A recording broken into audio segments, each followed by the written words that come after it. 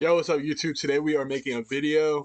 It's a reaction video again, and it kind of caught my eye. It was talking about how the NBA ratings is going downhill, and NBA All-Star Gilbert Arenas. If you don't know who that is, you don't watch basketball. Agent Zero, that nigga was cold, cold, bro. I'm telling you, whoo, boom, splash. I ain't gonna lie to you, but I ain't gonna lie. He was one of the best point guards to play in the post too. I ain't gonna lie. That boy had a nasty post game for a 6 foot 6'2" point guard. That boy was nasty. I ain't gonna lie. Injuries riddled his career. Though. I ain't gonna lie.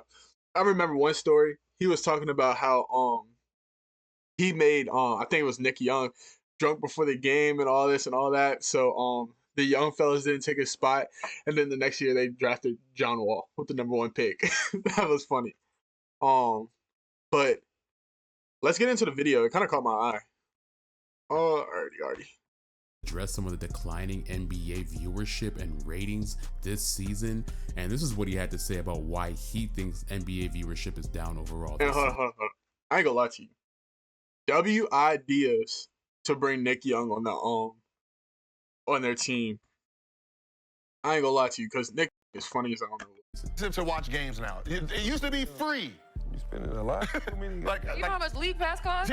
Like league pass, and you don't even get all the games. You don't even get the games in your own city. Yeah, you don't get the Laker game. Yeah, you don't even get your own teams in your city games on league pass. Like the reason that is Get you some cable. No, that now makes you buy cable too.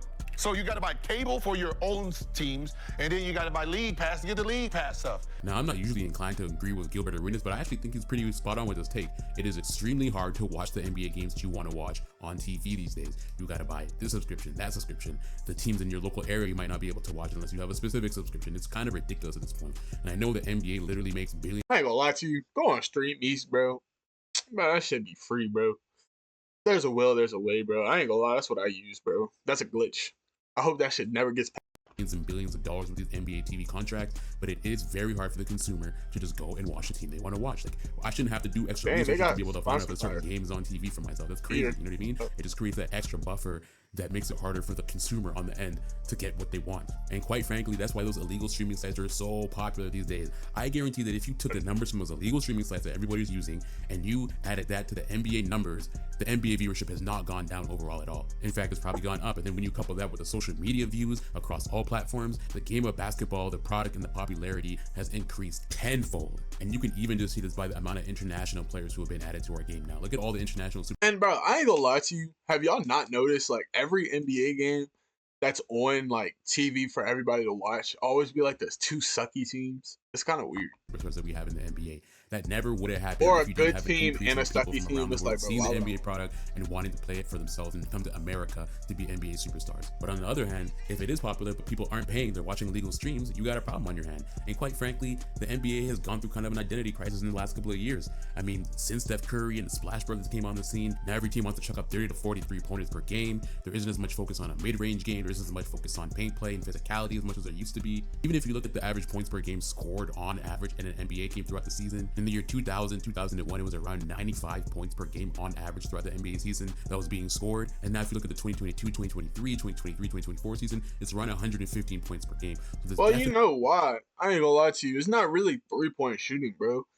You get like 20 free throws, 25 to 30 free throws a game. Like, you can't touch the offensive player without the ref calling a foul. That's exactly why. That's why you saw the United States low-key struggle in the Olympics. They don't call those same petty fouls they do in the NBA. And I will say, I played college basketball. It trickles down to college basketball too. I ain't gonna lie to you. I'm a bigger guy. Like, I'm 6'6". I'm like 290. And I was getting little tic-tac fouls. Like, you give them a little chicken wing, an elbow. Shoot, some refs might call that. And then, like, bro, you get touched. If you big, if you get touched, they won't call it. But guess what? If you touch that little smaller guy, you bump that little smaller guy a little bit, guess what? They calling it. This, bro, in men's leagues, bro, the only time I never got foul calls overly in my basketball career was AAU. AAU, they literally let you play. The only time they do a lot of foul calls, I will say, like, in those championship games. Like in Big Shot Championship games, I ain't gonna lie to you, I went to the free throw line like 10 times, I think. Or it might have been not Big Shots tournament. It might have been like another tournament. I went to the free throw line, probably not 10 times. It was like 6 or 7. And it was a championship game, that's why. So I ain't gonna lie to you, high school, I ain't gonna lie to you, I didn't go to the free throw line that much in high school. I kind of just like scored points and just like kind of just kept on going. But I ain't gonna lie, the NBA is trickling down like to like the other like basketball affiliate stuff, and it's bad. Definitely more of a focus on an offensive game, more fouls being called, more free throws overall. And in addition to that, there's just a lot more entitlement overall in the NBA. I mean, if you look back at the 2000s, there was no such thing as load management unless you were actually injured. And they didn't even call it load management. You were just injured, straight up, right? The contract sizes are a lot larger than they were back in the day as well, too. Even second tier 6-man players can get paid a hefty salary in today's NBA. Back then, if you were a 6-man or you were a bench player or a secondary player, you were not getting paid $10-15 million per year. It just wasn't happening. And then just in general, when you talk about this, the ticket prices, like the ticket prices to go to a game weren't nearly as much as they are now. And I think it's a bad deal now because you go to a game, you spend all this money, you don't even necessarily know if the players that you're paying to see are going to actually be playing because of bro. And it's not even just the ticket sales, bro. The food be costing like $20. Shit, 3 chicken tenders should not be costing $20 plus a $10 freaking drink. Who the hell do you think I am? Bill Gates? What? No. Like, I went to a Raw Wave concert, and I'm like, bro, I'm about to get some grub and stuff, listen to one of my favorite artists and stuff. I saw the prices. I said, nah, we can eat afterwards. Load management because of injury, because of this, because of that. So I think overall, even though the game itself is more popular in America and worldwide, fans are still getting kind of a raw deal because you can go to a game and the superstar that you're paying to see might not even be there. And then on top of that, again, I go back to the storylines. What is a storyline for the NBA season this year? In the past, in 2016, you had a great storyline when you had LeBron James and the Cleveland Cavaliers going up against the Golden State Warriors. When you had Kevin Durant leave. Look at my glorious king. My glorious king. LeBron James. LeBron Raymond James. Gosh. Who remembers this day? This day was almost as good as my birthday. Gosh, the 3-1. But I ain't gonna lie to you. When I was younger, I hated the Golden State Warriors. Since I became like more into basketball, studying the game and stuff, I respect it. I ain't gonna lie. And I started to like them. I just didn't like when they got KD, bro. Mind you, when they got KD, I was coming out of middle school into my like high school years, and I was like, bro, I hate these players because I was a post player. I played inside in, outside in. Wait, inside in, yeah.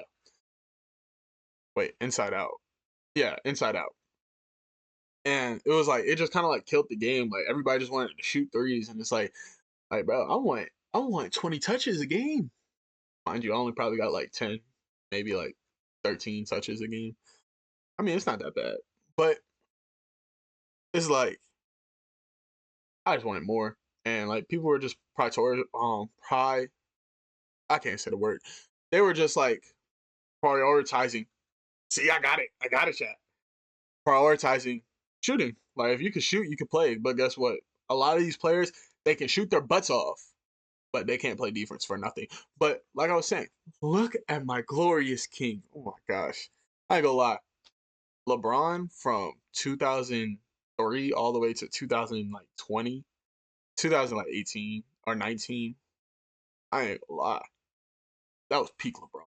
2000s, 2010s LeBron. I ain't gonna lie. Them Cavaliers teams, bro. Because it always was like they always got hurt. And then LeBron's the only one that was healthy. And then like freaking drops 40 and all this, bro. That boy was on OKC to go to Golden State, and everybody thought he was a bad guy, right? When LeBron left Cleveland the first time to go to Miami, that was a storyline in the NBA that everybody wanted to watch, everybody wanted to see. Right now, the NBA doesn't have any dominant, overarching storyline that compels people to want to watch or tune into certain games. I mean, the most compelling storyline recently was Klay Thompson returning to Golden State to face against Steph Curry, and that was a great game, great storyline. We need more stuff like that. But outside of that, we're not really seeing much. Biggest storylines that the media has that they're beating a dead horse with is just Bronny and LeBron James. Like, nobody cares about this stuff. Real basketball fans want to see NBA storylines. We don't just want to hear about Bronny. But sound off in the comments below. I want to know what you guys think. Do you think that the NBA has a real problem on their hand with viewership? I ain't gonna lie to you. And the thing about Bronny, bro, why does it care so much? He's a second round pick, ranked number 40. What was he? 48, 6, 47th? I don't know. Why do I care so much, bro? Nobody cares about second round picks. There's like one diamond in the rough in the second round, probably like every year, that maybe will get you 10 points per game. Why do I care? And I'm not gonna lie to you, like looking at Bronny play, literally, I'm guaranteed 2 years in the league, 2 years in the G League, 2 years under his father, one of the greatest ever. Bro, Bronny is going to be in the NBA and he's going to be succeeding because the dude can already play defense. I don't think y'all understand. His defense is really good for the NBA level.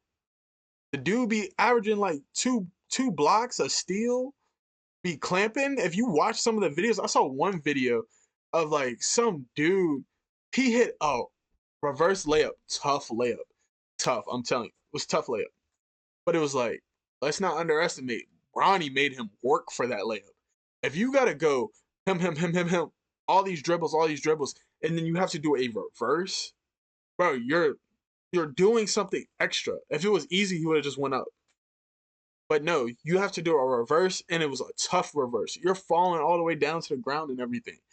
So it was like a tough reverse. He made a better offensive play than the defense. But the defense was really good.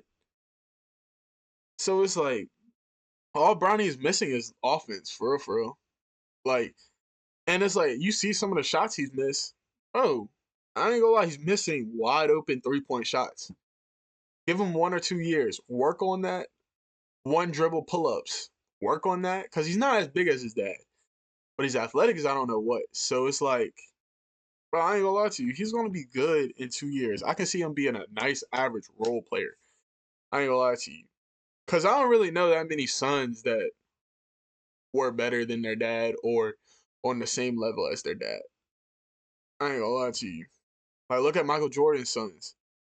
Not Jimmy Butler, but I'm joking. That's not really his dad. It was a joke. But like, look at Michael Jordan's sons. They didn't do shit in the NBA. So it's like, bro, why do y'all care so much? Sorry. And it's like, yeah, he do got a point though. Nobody has like any storylines. I will say that. Same with football though too. Football ain't got no storylines other than the Aaron Rodgers saga, and he's playing horrible. So it's like, why do I care? I just like watching football now. I ain't gonna lie to you. I used to hate watching football. Now I love watching football instead of basketball. But anyway, don't forget to love your family, love God. Don't forget to like, subscribe, comment. Comment why you think the viewership is going down. I want to see y'all comments, so please comment. I just want to read it. Just take 10 seconds out of your day and read it. All right, peace, y'all.